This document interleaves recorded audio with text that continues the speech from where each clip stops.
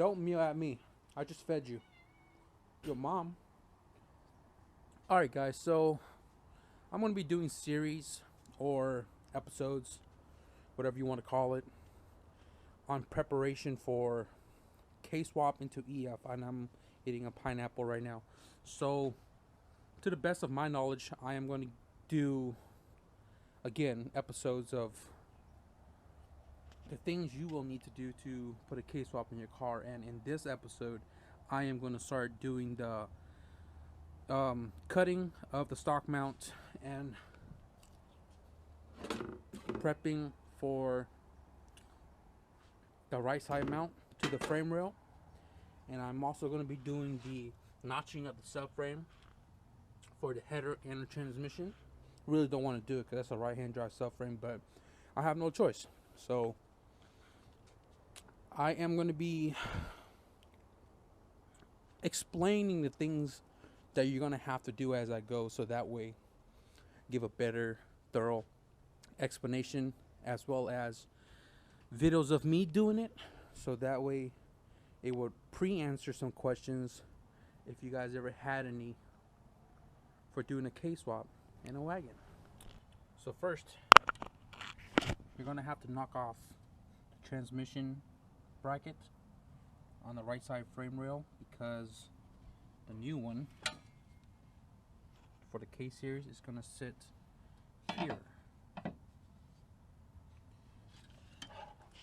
Now there's two bolts that I think lines up, and one of them is right here, and then the other one's on top.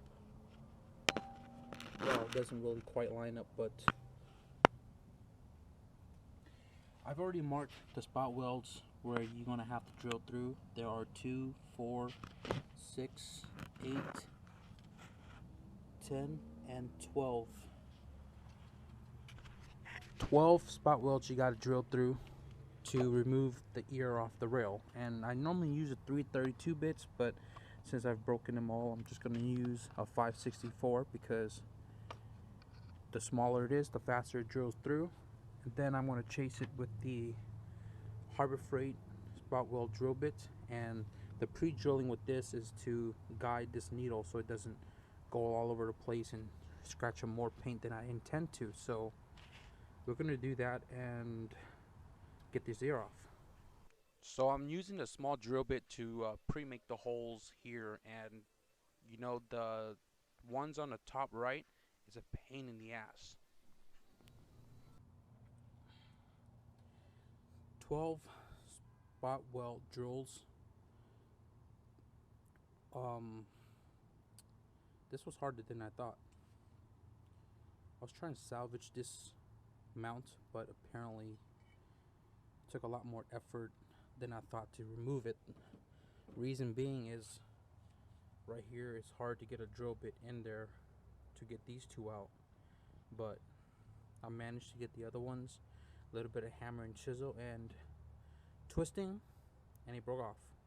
So now I'm gonna prep this, sand it all down, get the spot weld nice and flat. If I need to add any filler, I'll add filler. Otherwise, prep it, sand all this down, mount this in place, and I honestly want to put the engine in first, make sure this mount is lined up where it's supposed to be before I weld it. So, because this hole would line up with a 12 mil, and then this one wouldn't. So it's either mount to this one or shift it to mount to this one. So I'm gonna have to take apart the front end and all that, but I'm gonna start on the subframe, get that all nicely cut out for the header and transmission.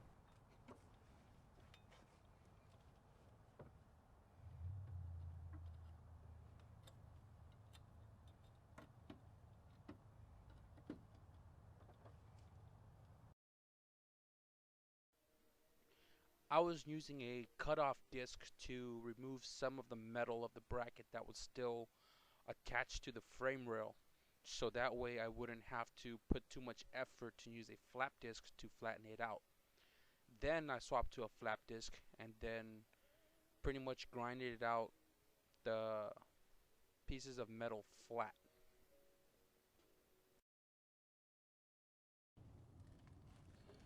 So I've grinded down the excess metal that was sticking out from the spot weld drill bit, and then I used a 30 grit flap disc to flatten them down so that way I can lay some filler without having any high spots. And the bracket actually mounts up to both the 12 millimeters. At first I saw it and I thought it was just one or the other, but looks like they both line up. And now I'm gonna mark out where I'm gonna need to be sanding the paint off, so that way I know where to grind to get it to bare metal, so I can weld the bracket into the chassis. And right now I still have to prep the metal bracket itself and then weld it on and hopefully grab some paint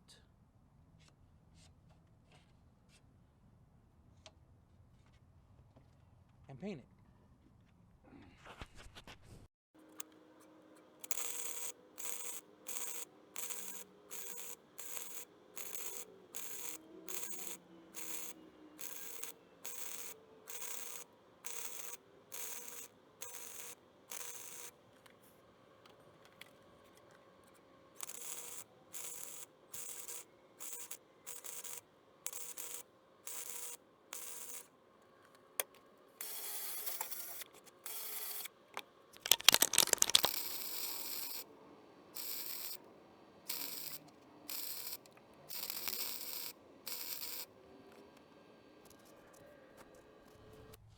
I punched a hole in my GoPro case, and hopefully the volume of my voice is more captured now that the holes on the GoPro itself is exposed.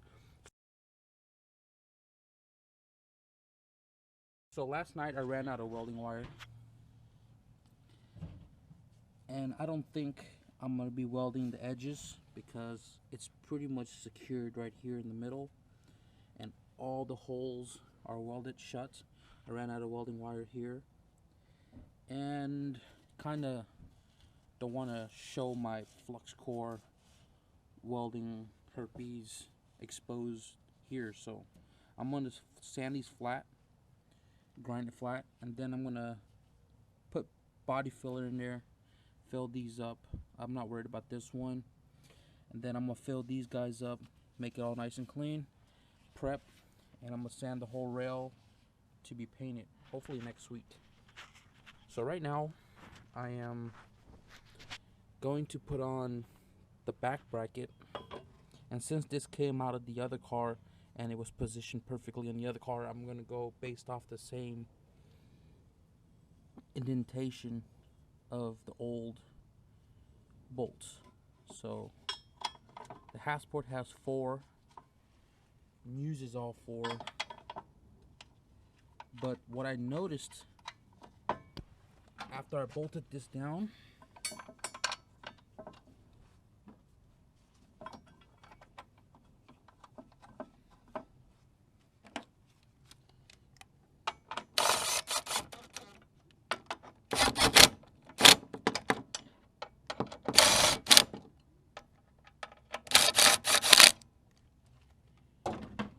that there's a gap under here. You can't really see it. But there's a gap down here.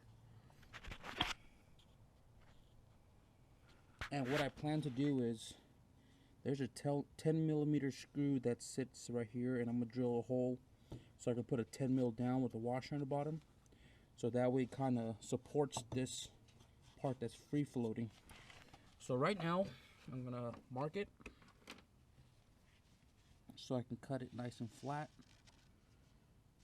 for the header. The DC actually clears, but I'm gonna cut it to clear if I ever did a bigger exhaust manifold setup. Big tubes. And somewhere here is the transmission, so I might even just go all the way across. Something like that. I will go double check in the other car. So alright, so I checked the other car, and where it starts to curve right here, that's where the transmission is going to sit at. So I'm just going to cut it all the way across, line it up with the bracket here.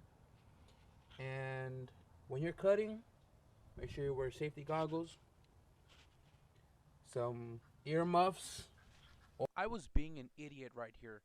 I totally forgot my fuel line. It's still right there, open and exposed on the firewall. And the hose right there above the grinder is also my return line. Lucky you didn't catch spark. There you have it. Should clear the transmission case now. Header.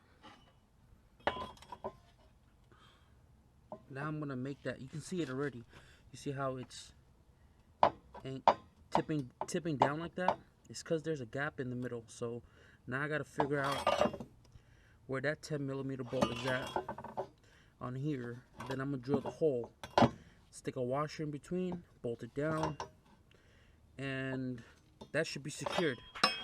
If you cut further than I did, I don't know how many millimeter that is, but probably 5mm. But if you cut further in, make sure you weld it. I'm probably gonna weld it, but I don't have any welding wire right now. So you can see it's not split. So I drilled that little hole out right there. You can see it, and you're wondering why it came out like that. I was trying the spot weld drill bit to see if it'll penetrate it. I use a 562, pre-drill the hole. You can see it right there, and then chased it with this. And because it's a really thick metal, I did the top side, drilled the bottom side, and it came out perfect. Let's try it.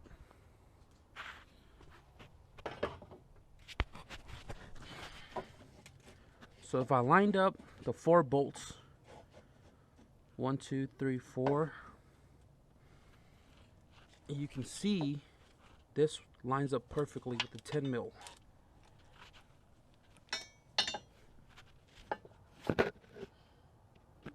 So I'm gonna stick a washer under there, and then hopefully support it, keep it from wobbling. And I'm finna feed you right now, bro. Relax. I'm also recording on Turkey Day, so Mama been preparing all morning.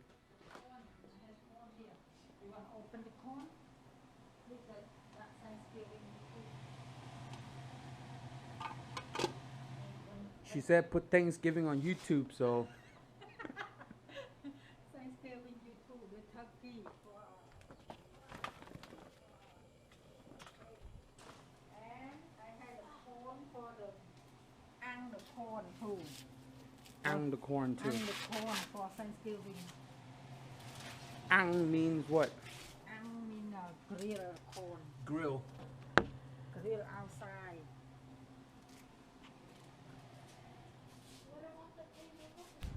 Alright, so I've already grinded down all the welds as flat as I can, and about to lay some filler down. Hopefully it dries up. I add a little more hardener than used to because it's kind of cold out, so let's apply.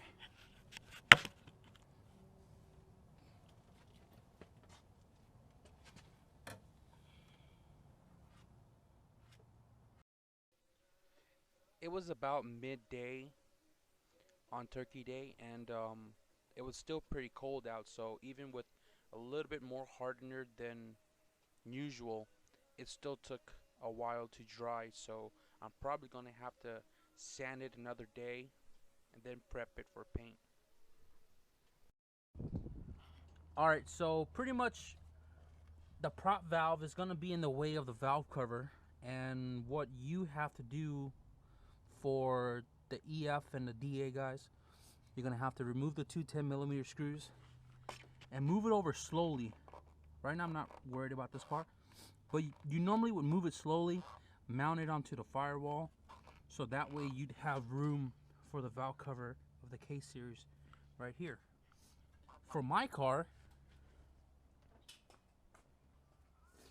I'm right-hand drive, but my brake lines are also tucked, so I'm not worried about moving it out of the way since it's relocated under the dashboard.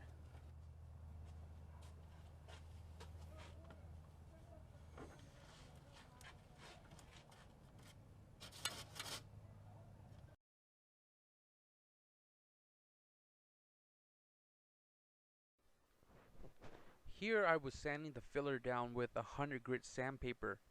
I first used it on a block. I didn't realize it couldn't fit into some of the smaller crevices, so I ended up putting the sanding paper in my hands. I then chased the 100 grit with 220 to clean up the lines that it created, and then I applied primer from a can, which is also 2K high build, and gave it a quick sand and got it ready for base and clear coat.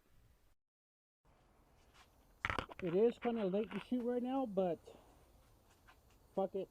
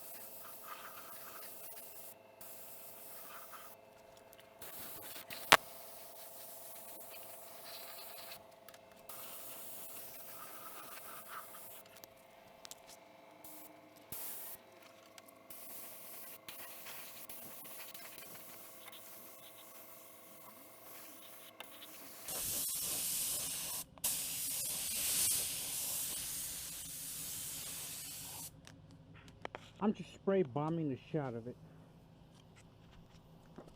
It's too cold to wait in between, so second heavy ass coat.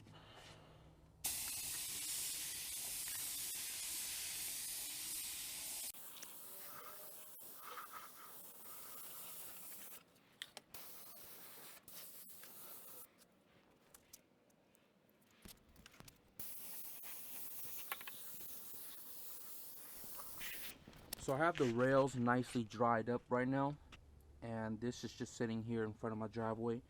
I wish I can roll it out to the sun, but the truck is in the way. So I'm gonna let this cure a little bit more before I decide to put the engine in, but I did a quick blend job. You can't really tell that I did. And I've painted this side of the rail because when I was installing the motor last year, it fell off the cherry picker and damaged the rails and the paint. So I shot this while I did this, and this has turned out really, really nice.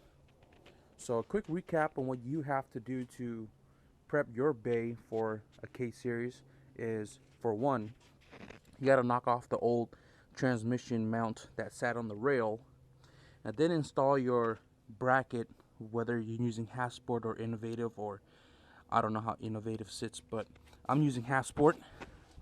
Bolt 1, bolt 2, and then weld it all up. I only welded the inside and all the holes.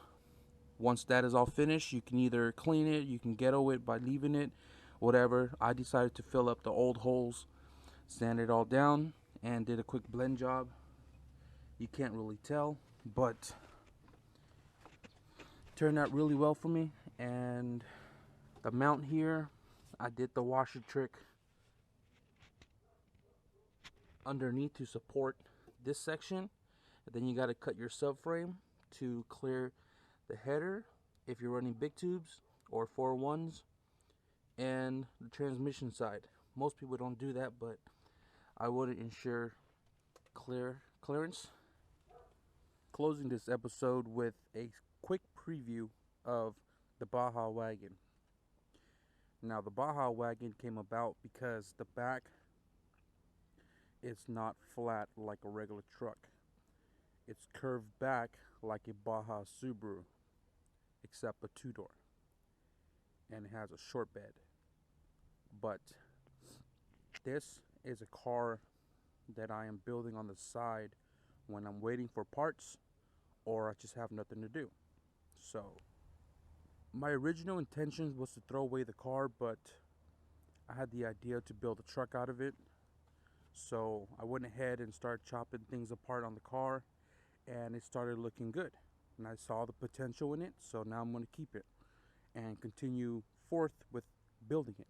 It doesn't hurt to ask, but if anybody's willing to contribute to the Baja Wagon build, I do need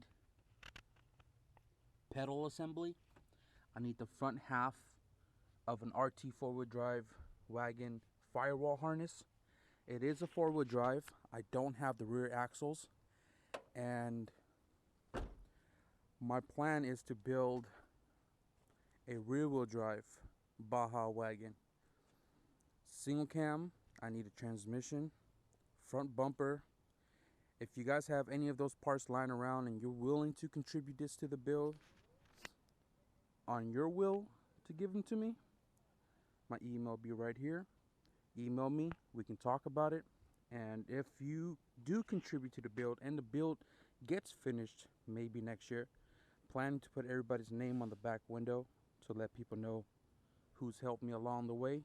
So I am planning to make separate episodes for this car.